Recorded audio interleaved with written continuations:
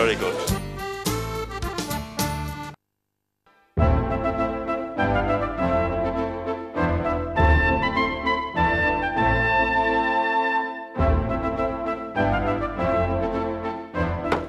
Raise up your sword to your wrist.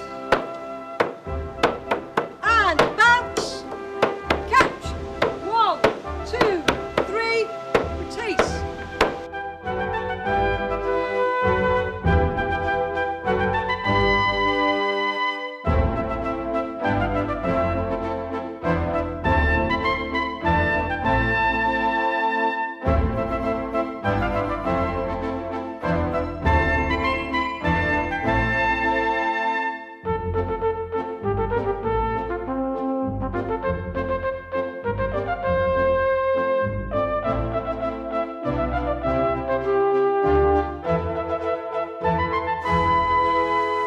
We look at the 13th and 14th century, the time that the castle was built, and we try to reenact that period of time.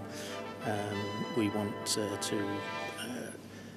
involve people in a sort of living history type thing.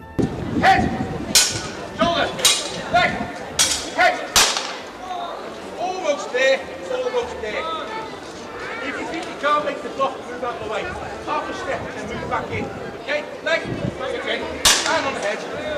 He's been slowly. We've been helped out quite a lot this year by a Harlech reenactment group. We're quite a new group, so we rely on others, and we find that they're all quite willing to come and assist us. On the feast weekend, apart from the cookery side of things, we've got things for children, children's games. We've got fighting nights. There'll be opportunities to dress a night, to fight a night, and we've also got some archery which will take place in the castle.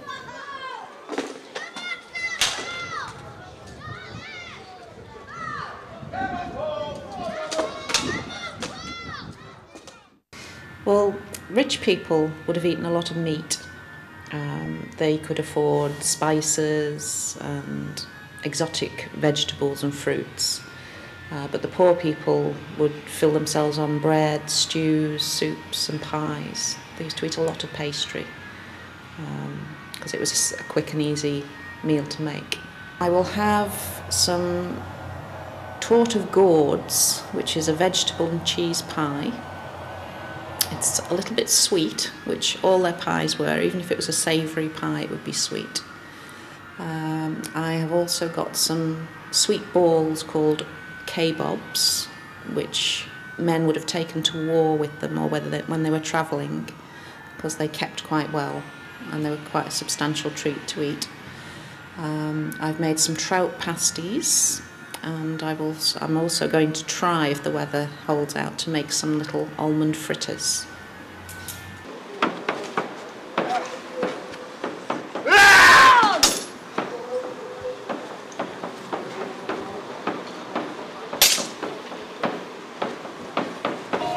Well, we're a reenactment society, born from all of us with different medieval societies throughout the years, and basically what makes the House Black Star slightly different to others is that we actually lecture on the blades rather than displaying it. We allow people to come forward, we allow them to join in.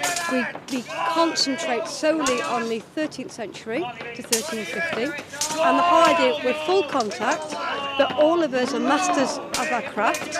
We've all trained for 20 odd years, and we just like to basically come together and show people how history throughout the years has been developed.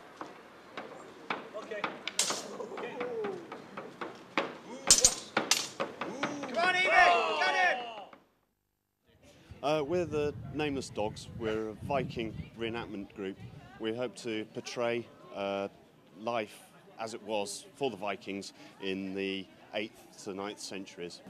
Our primary weapon is the broadsword, which is your standard iconic sword, something that everybody's familiar with, and how it can be used for attacking, defending, parrying.